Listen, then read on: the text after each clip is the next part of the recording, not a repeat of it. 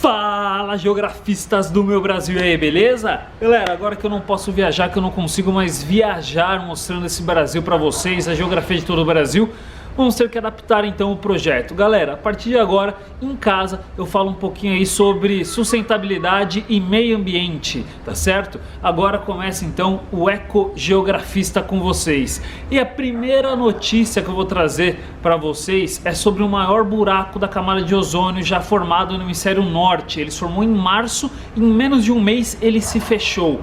Como que isso aconteceu? Vamos lá? Depois da vinheta, você então vai ficar sabendo.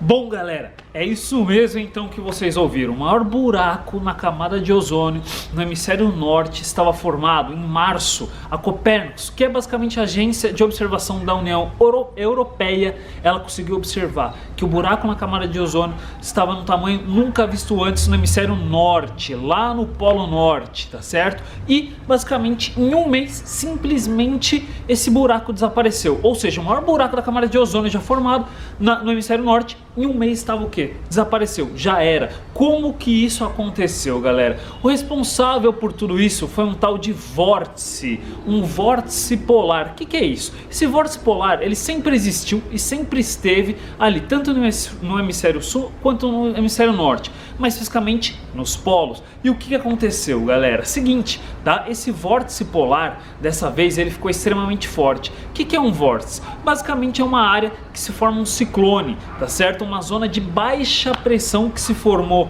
ali na região do hemisfério norte, no Polo Norte, tá? Só que foi muito forte. Esse vórtice, então, esses ventos que se formaram ali na região eram muito fortes, tá? E esses ventos, eles geralmente ficam na estratosfera, na região acima da troposfera onde nós estamos, ou seja, de 10 a 50 quilômetros de altitude, onde justamente está o que? A camada de ozônio, tá certo? Bom, e ali o que aconteceu? Com esses ventos extremamente fortes acontecendo ali, esse vórtice polar extremamente frio, rigoroso que você tinha ali desses ventos gelados, isso fez com que diminuísse a concentração de ozônio na região. E com a diminuição dessa concentração de ozônio na região, fez com que abrisse esse buraco ali naquela área, tá? Esse buraco era aí maior que a Groenlândia, pessoal, tá? 1 milhão de quilômetros quadrados. Ele era gigantesco, vou mostrar aí pra vocês, tá? Só que em um mês ele se fechou. Por quê? Simples, esse vórtice polar, ele perdeu força,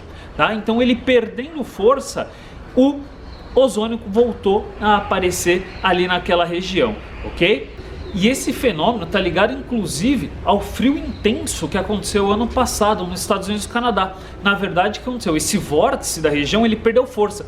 Como ele perdeu força, os ventos que ficam fortes ali, eles começaram a sair daquela área, tá certo? E ir em direção ao Canadá e aos Estados Unidos. E aí por isso que foi um frio intenso no inverno do ano passado nessa região. Foi um dos mais rigorosos da história. Porque parte desse vórtice, na verdade, enfraqueceu e saiu dali. Ou seja, um vórtice forte, ele é bom porque ele se mantém no Polo Norte, só que forte demais, ele pode abrir um buraco na camada de ozônio, tá? Então os dois extremos é ruim. Ele fraco causa muito frio ali no hemisfério norte e muito forte causa um buraco na camada de ozônio. Vale lembrar que isso não teve nada a ver com a poluição. Estamos vivendo um momento de diminuição de poluição, mas não teve absolutamente nada a ver com isso, tá certo? Foi apenas um frio extremamente rigoroso na região que causou isso. E vai lembrar, o buraco na camada de ozônio no hemisfério sul ainda existe, tá certo? Tá lá em cima da região da Antártida, perto ali da região da Austrália também,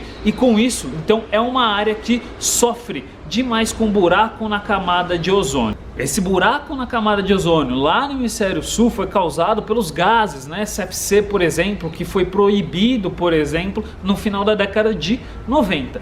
Esse buraco ainda existe, ele está diminuindo cada vez mais, sim, mas a níveis que tinha antes da década de 80, pessoal, provavelmente só em 2050. Mas felizmente esse buraco no hemisfério sul, ele está diminuindo. Vai lembrar, esse que acabou de se fechar lá no hemisfério norte, não tem absolutamente nada a ver com esse do hemisfério sul causado pelo CFC, ok? Esse de agora foi causado por um aspecto natural. Beleza, galera? Então é isso. Curta aí o meu canal, beleza? Inscreva-se no canal, já curta o vídeo, curta lá no Instagram que também tem dicas diárias para vocês. E é isso, vai ser vídeos curtos. Até a próxima. Tchau, tchau, galera.